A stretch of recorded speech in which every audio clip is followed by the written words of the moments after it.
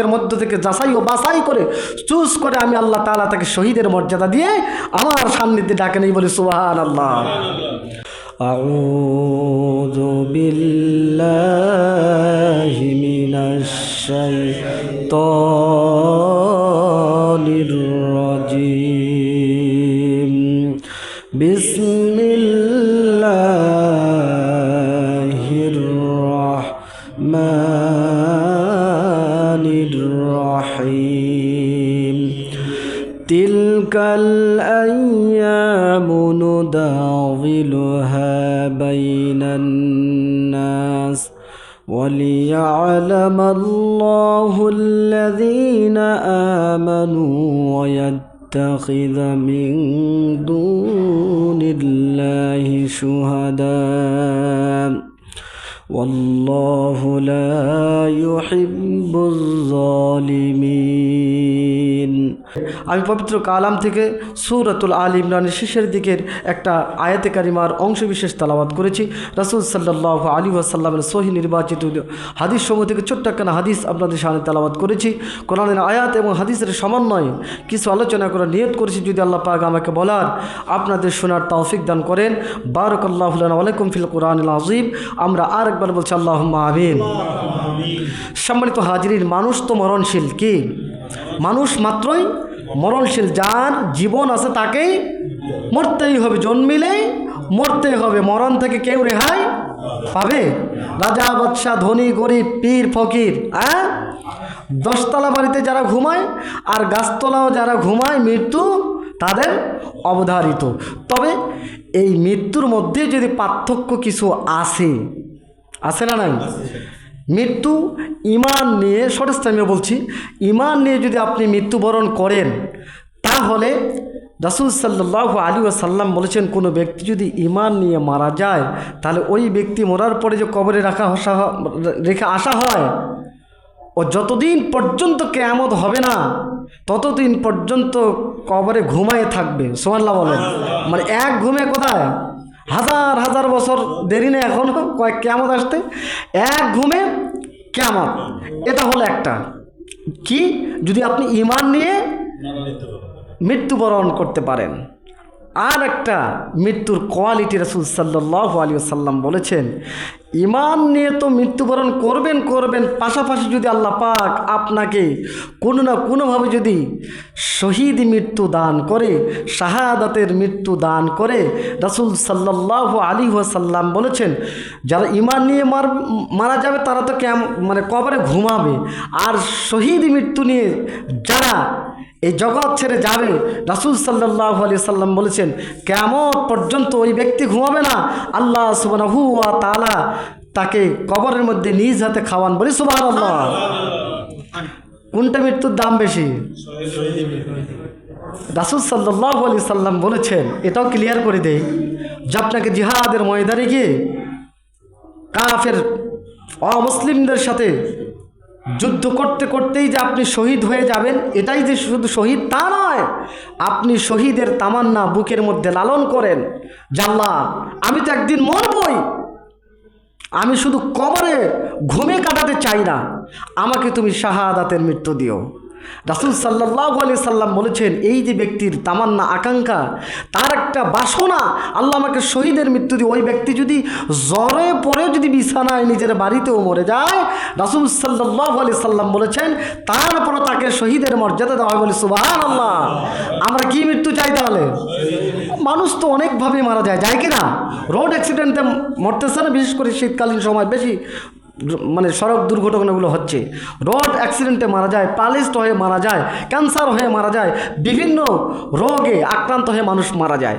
আমরা চাবো, আল্লাহ আমরা তো মরবই, মৃত্যু তো তুমি দিবে, অন্ততপক্ষে আমাদেরকে শহীদ মর্যাদা দিও, শহীদের মৃত্যু দিও। বলে আমিন। সম্মানিত হাজিরিন, কেন শহীদ মৃত্যুর তামান্না, কেন আপনার আশা আকাঙ্ক্ষা এবং বাসনা থাকবে?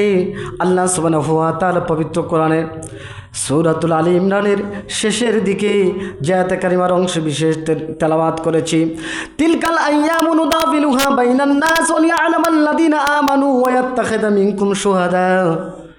আল্লাহ সুবহানাহু ওয়া তাআলা বলেছেন, আমি দিন আর রাতের আবর্তন বিবর্তন আমি আল্লাহ তাআলা নিজেই করে থাকি। বলি সুবহানাল্লাহ। কে করে?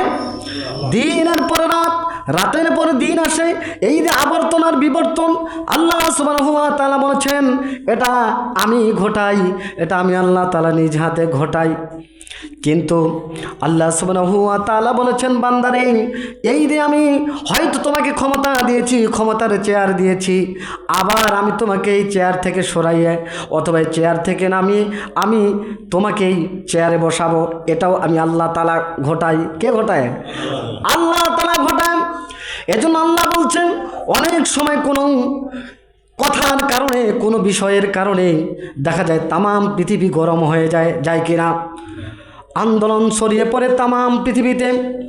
আল্লাহ সুবহানাহু ওয়া তাআলা বলেছেন, ওই মুহূর্তে তোমাদের মধ্যে যারা ইমানদার, নিজেদেরকে ইমানদার বলে দাবি করে অথবা তার ইমানের দাবি অনুযায়ী তার ভালো ভালো কিছু কাজ আছে, ওই রকম ব্যক্তিদেরকে, ওই রকম ইমান দাবিদারকে আমি আল্লাহ রব্বুল আলামিন অনেক সময় আমি আল্লাহ তাআলা তাদেরকে ভালোবেসে শাহাদাতের মর্যাদা দিয়ে নিজের সান্নিধ্যে ডেকে নেই। বলি সুবহানাল্লাহ। ইতিপূর্বে আমরা এরকম নজির আমরা দেখেছি কিনা? বিভিন্ন রকম ধোয়া তুলে আমাদের বিশেষ করে ইসলামী আন্দোলনের সিপাহী সালার যারা দাঁড়িয়ে ছিল তাদেরকে কত কষ্ট নির্যাতন জেলের মধ্যে টর্চার করে শেষ পর্যন্ত ফাঁসির কাস্টে ঝুলিয়ে তাদেরকে শাহাদাত বরণ করতে হয়েছে কিনা? আল্লাহ পাক বলছে যে আমি ওই মুহূর্তে একটা আন্দোলন চলতেছে, আমি আল্লাহ রাব্বুল আলামিন যারা ইমানদার তোমরা ইমানের দাবি করো, এই ইমানের দাবি অনুযায়ী তোমাদের যে ভালো ভালো কাজ আছে এই কাজগুলোর ওসিলায় আমি আল্লাহ সুবহানাহু ওয়া তাআলা অনেককে তোমাদের মধ্য থেকে যাচাই ও বাছাই করে চুজ করে আমি আল্লাহ তাআলা তাকে শহীদের মর্যাদা দিয়ে আমার সান্নিধ্যে ডাকে নেই। বলি সুবহানাল্লাহ।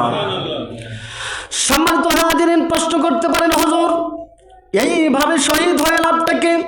রাসূল সাল্লাল্লাহু আলাইহি ওয়াসাল্লাম বলেছেন, শহীদেরা তাদের মর্যাদা কত উন্নত, তাদের মর্যাদা কত উঁচু। বিশ্বনবী বলেছেন যারা শহীদ হয় এই পৃথিবী ছেড়ে চলে যাবে, কিয়ামতের দিন যখন ইসরাফিলের সিংহায় যখন বাঁশিতে ফুঁক দেবে, হুইসেল বাজাবে, প্রথম ফুৎকারে এই দুনিয়ায় প্রলয় ঘটে যাবে, বড় বড় পাহাড়গুলো তুলার মতো উঠতে থাকবে। দ্বিতীয়বার যখন ফুৎকার দিবে, কবর থেকে পৃথিবীর সূচনা লগ্ন থেকে শুরু করে শেষ হওয়া পর্যন্ত যত মানুষ কবরে ঘুমায় আছে ওই সমস্ত মানুষগুলো কবর থেকে তারা দাঁড়িয়ে যাবে। আল্লাহু আকবার। এই যে আপনি আমি যে দুনিয়ায় বিচরণ করতেছি, চলাফেরা করতেছি, এটাই হবে হাসরের ময়দান। মানুষগুলো কবর থেকে উঠে যাবেন, একটা মানুষেরও পরনের মধ্যে কোনো বস্ত্র থাকবে না, কোনো কাপড় থাকবে না। শহীদের মর্যাদা কত উন্নত বিশ্বনবী বলেছেন। কিন্তু যারা শহীদ হবে দিন প্রতিষ্ঠার জন্য, আল্লাহর রজ্জুকে ধারণ করার জন্য, ঈমানকে ধারণ করার জন্য যারা শহীদ হয়ে যাবে, শহীদ মৃত্যু হবে কিয়ামতের দিন, ওই শহীদরা তাদের পরিহিত কাপড়েই আল্লাহর আদালতে দাঁড় হয়ে যায়। বলে আল্লাহু আকবার। যারা কবরে এমনিতে মারা যাবে, ঈমান নিয়ে যাবে, তারা কি কিয়ামতের দিন কাপড় ছাড়াই কিয়ামতের হাসরের ময়দানে দাঁড় হবে।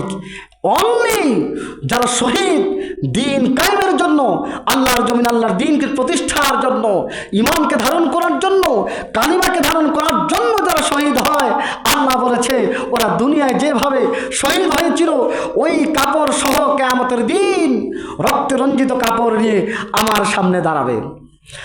আল্লাহ রাব্বুল আলামিন তাদেরকে প্রশ্ন করবেন, তোমরা কি নিয়ে এসেছো আমাদের কাছে?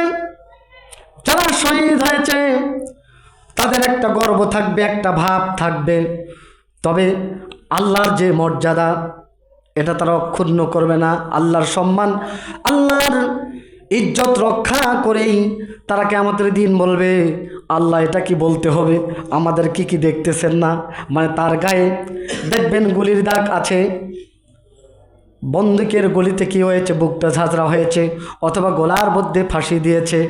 ওরা ওই রক্ত মাখা শরীর নিয়ে, কাপড় নিয়ে, তারা ক্ষত বিক্ষত শরীর নিয়ে আল্লাহর সামনে দাঁড়াবে আর বলবে, আল্লাহ আপনি দেখতেছেন না, এটা বলতে হবে কি? আল্লাহ বলে, বান্দারে তারপরও আমি আল্লাহ সুবহানাহু ওয়া তাআলা তোমাদেরকে পরীক্ষা করতেছি। আল্লাহর নবী বলেছেন তাদের রক্ত কিয়ামতের ময়দানেও কি শরীর থেকে দুনিয়ায় যেভাবে ঝরেছিল, কিয়ামতের দিন যখন আল্লাহর সামনে দাঁড়াবে তাদের রক্ত সেভাবে বের হতে থাকবে বলে আল্লাহু আকবার। তবে পার্থক্য আছে, দুনিয়ায় রক্ত একটা গন্ধ আছে না নাই?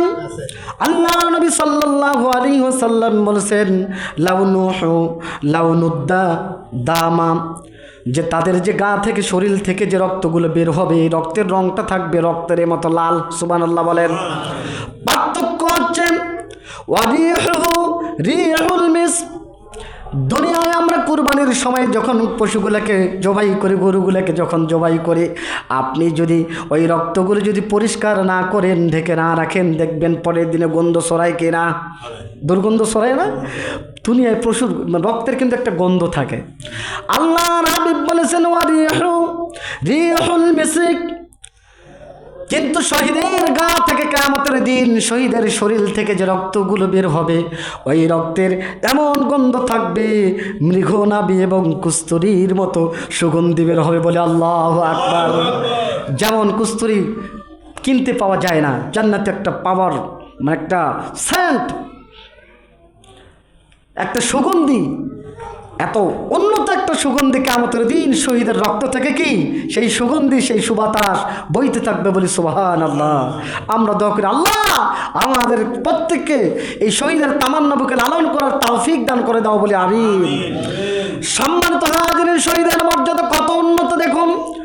আল্লাহ রাসূল সাল্লাল্লাহু আলাইহি ওয়াসাল্লাম বলেছেন শহীদদেরকেই আল্লাহ সুবহানাহু ওয়া তাআলা 6টা মর্যাদা দিবেন। কয়টা? 6টা মর্যাদা দিবেন। তার মধ্য থেকে 1 নম্বর মর্যাদার কথা বিশ্বনবী সাল্লাল্লাহু আলাইহি ওয়াসাল্লাম বলেছেন ইউগফারু লাহু আউয়ালুদ দুফাতিন বিদামিদ দাল।